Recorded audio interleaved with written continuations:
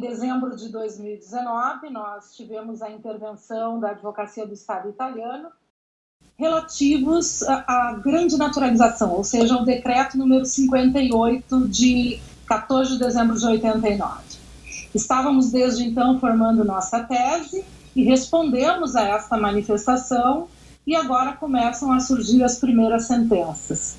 Então, trouxe para vocês a resposta que nos foi dada pelo Tribunal Civil de Roma, depois da reunião que eles tiveram sobre o tema, e digamos que a reunião se mostrou bastante favorável à nossa tese, ou seja, totalmente favorável, né? E cumpriu, vamos dizer, o tribunal com isenção o seu papel de proteger os direitos dos italianos, independente de onde estes estejam. Então, a Advocacia da União dizia que havia um reconhecimento tácito destes italianos que estavam no Brasil na época, e bastaria não haver a manifestação dos mesmos para que fossem considerados brasileiros, abdicando então tacitamente de sua nacionalidade italiana. Ok. Segundo o Tribunal Civil de Roma, neste pronunciamento que nós tivemos agora em final de fevereiro, que está publicado na sentença, para obter uma naturalização é necessária uma condição, que é a manifestação explícita de vontade do indivíduo. Isso é consoante ao artigo 8º da Lei 555 de 1912, né, que é o Código Civil italiano, e também ao Código de 1865. Eles se complementam, não havendo, portanto, razão na manifestação da Advocacia da União, né? Essa declaração explícita de vontade tem que existir, não há.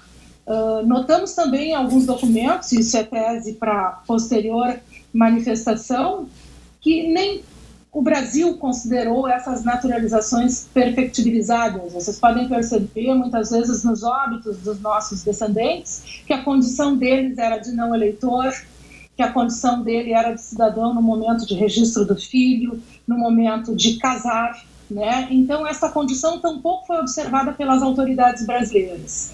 Portanto, consideramos que esse assunto está superado pelo momento, que o Tribunal Ordinário de Roma se manifestou positivamente e também se manifestou no mérito. E, além disso, também combateu uma segunda tese que era apresentada pela Advocacia do Estado, que se referia à necessidade de aguardarmos 730 dias para ingressarmos com as ações no tribunal. Bom, isso também não se configura possível, porque o artigo 3º do decreto 362 do presidente da República, que é de 94, ele prevê que isso não pode ser considerado uma condição nem de acolhimento, nem de admissibilidade para que o pedido seja feito. E, portanto, esta condição também foi respeitada em relação aos nossos pedidos. Nós esperamos que essas sentenças se mantenham, né? Sabemos que ainda pode haver apelo por parte da Advocacia do Estado italiano, mas não acreditamos que vá mudar a forma como foi enfrentado o tema. Então, estamos muito contentes em dizer que acreditamos que a tese apresentada resolveu ou cumpriu o seu papel, trazendo à tona os dados necessários para que essa resposta fosse obtida. Cláudia, numa linguagem um pouquinho mais simples, essa questão dos 730 dias, isso quer dizer que a pessoa não precisa ficar esperando esse período todo para entrar, ele pode entrar antes, é isto? Pode entrar antes, sim. É explícito realmente no artigo 3º do decreto 362, tá? Diz o seguinte: na ausência de disposição legislativa expressa, não pode ser considerada uma condição esses 730 dias, tá? Na verdade, dada a incapacidade, né, que o Estado tem de atender aos pedidos, se configura muito claramente um comportamento omissivo por parte do Estado. Ele se omite, então, de cumprir esse papel. Sabemos que é pelo excesso de demanda, mas é um comportamento de omissão. Mais claramente, este artigo 24 da Constituição, ele diz que isso constitui uma derrogação do direito de tomar uma medida judicial, tá? E não pode ser interpretado de forma extensiva, ou seja, as pessoas sim têm o direito de pleitear porque já está demonstrado o comportamento de omissão por parte do serviço público, então podem sim pleitear este reconhecimento antes de completar os 730 dias. Basta que tenha demonstrado vontade. Pode também entrar direto sem ter entrado no consulado, não é verdade? Pode. Não é aconselhável, porque a sede natural para o pedido seria o consulado competente, certo? É aquele serviço público que serve o cidadão residente. Porém, nós temos outras condições que também são motivos de processo. Nós temos documentos com defeitos de registro, dadas as condições de registro da época, você bem sabe, de língua, de estrutura dos cartórios brasileiros, de condições de moradia, distância que os imigrantes tinham. Nós temos o caso das cidadanias por via materna, ou seja, que não tem a possibilidade de pedido administrativo. Nós temos inúmeros outros casos para os quais nós podemos usar a justiça. Para esses casos, não é necessário a inscrição, o pedido, a demonstração de vontade junto ao consulado, porque já a própria publicação dos consulados diz que os pedidos não serão acolhidos naquelas condições. Tá? Então, temos motivos diversos para poder efetuar esse pedido. Na verdade, nós temos uma diferença bem grande entre um processo que é administrativo e um processo que é judicial.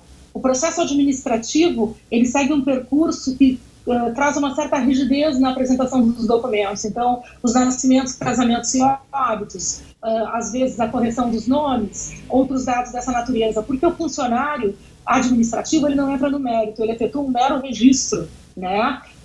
Já o juiz, o que lhe interessa é realmente o mérito, a questão de ter uma ligação de sangue entre o antepassado e o descendente. E isso pode fazer prescindir de uma série de registros que os consulados exigem. Por exemplo, os óbitos não trazem nenhuma demonstração de ligação, porque o registrado no óbito já é falecido.